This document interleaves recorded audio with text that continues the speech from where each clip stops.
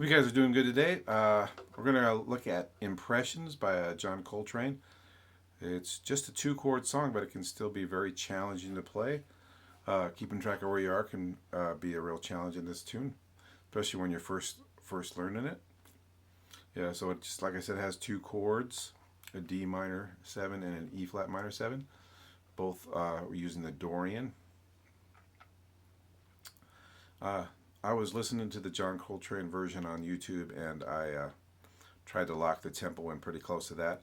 A lot of times you'll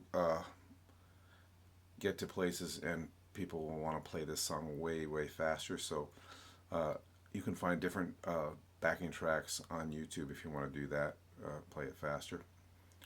Okay, so here I'm just going to go through the melody and then the chords, the comping part, which is a really interesting look at comping for these modal tunes is cool.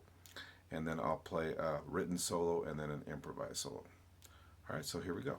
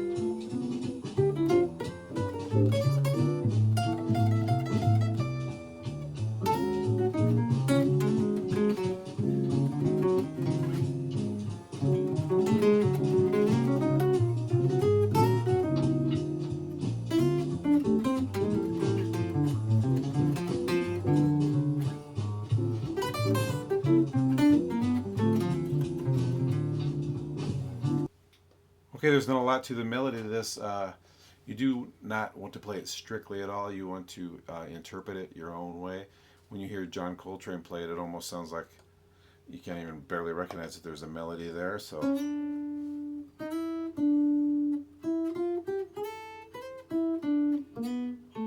that's the melody that comes out of the real book, but you can barely find that in what John Coltrane plays. So you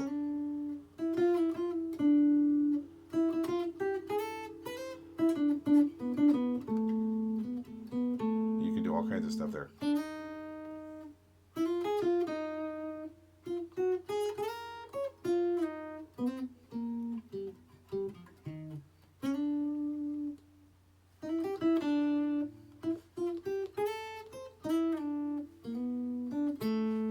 Okay, so be pretty free with that. Okay, now looking at the chord changes. So here are the chordal chords in D Dorian. So you're going to have, I kind of think of them as if I was in C,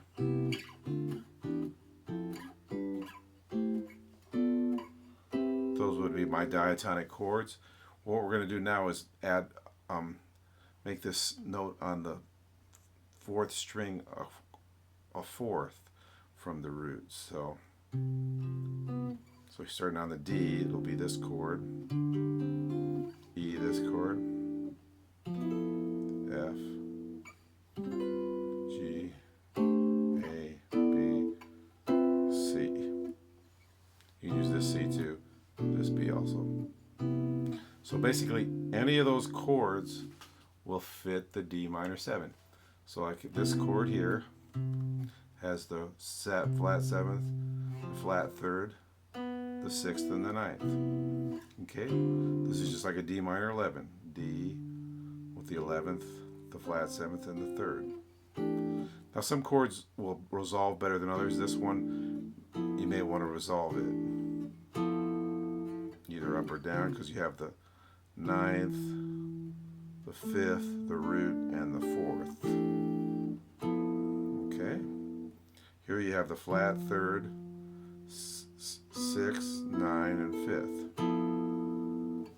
Here you have the 4th, flat 7th, flat 3rd, and the 13th, or the 6th. Here you have the 5th, root, 11th, flat 7th.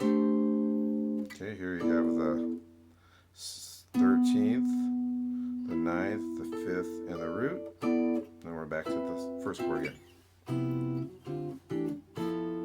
So all those chords will fit through that whole 16 bars at the beginning there of D minor 7, and then the 8 bars after the E flat.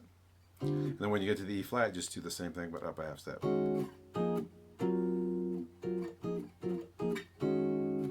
And just try not to overdo it. Just make little simple ideas.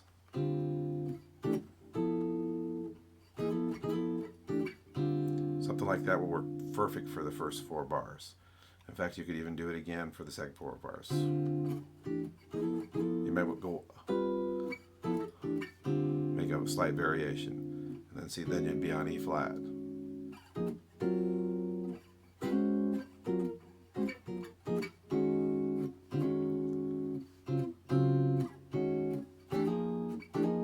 Okay, then back to D. You can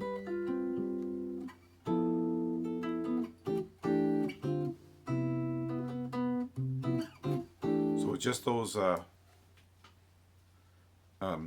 7 shapes here. Actually, then these shapes are the same, right? You can be very creative and make some really nice modern sounding jazz comping. Once you kind of get comfortable with those chords, you can also approach each chord by a half step. So if I'm on this chord and I want to go to this chord, you're always going to use the shape that you're going to. So on this chord, and then I'm going to this chord, I'm going to use this half step below the same shape. So it's okay. Now I'm on this chord, I'm going to this chord, so I'm going to use. See, I'm going to be a half step below this chord, but use that shape. Okay. Now on this chord, going to this chord. Okay. Now I'm on this chord, but I'm going to this chord, so it's okay. Same shape here. Okay, so you can get quite a bit of mileage out of that and really have some cool sounding stuff just doing that. Okay. Okay, let's look a little bit at the solo.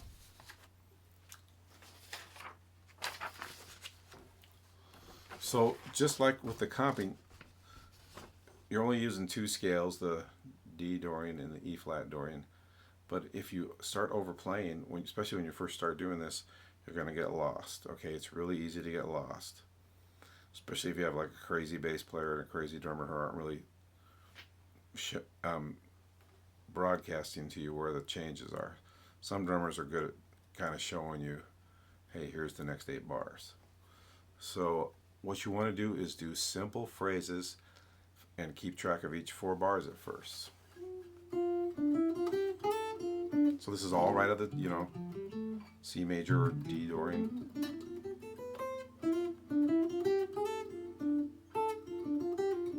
So I can really keep track of where I'm at. Very easy with these.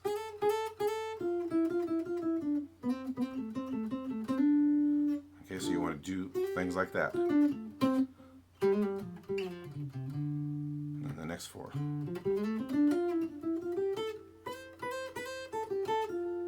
Okay, and the next 4. Then the next 4.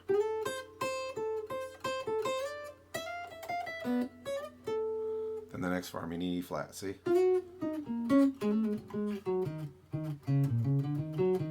Next 4. And then back to the D, okay? So make simple ideas. Stay in that 4-bar phrase. Maybe 2-bar and 2-bar phrase even. Okay, so you don't want to get lost. That's the easiest thing to do with this thing. And then, especially if you get into some kind of jam session where they're trying to go 5 billion miles an hour, okay? Then you're really going to want to be simple. Okay, this second phrase here, the second 8 bars, I did use some of the comping. So this comes out of this.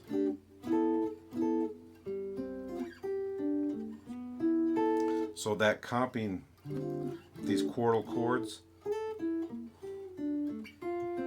you can create little lines with those two that will break up just the sound of just jamming on a Dorian scale. Okay, up to the E flat, and then you're just going to use E flat Dorian.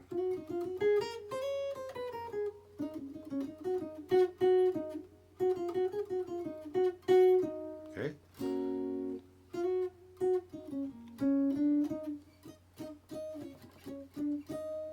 Something like this is really good. So I can really keep track of where I am. So that's going to be the hardest thing with this tune, is keeping track of where you are. It's very easy to get lost. Okay. So there you have it, Impressions by the great John Coltrane, one of the pioneers of jazz. And make sure you listen to him on the YouTube. It's really a nice job they did there. Okay, I hope this was something you guys can use, and I hope it was useful. And I'm sure you'll get it. Just make things simple at first, and it'll work out just fine. So you guys have a great day. Thanks a lot.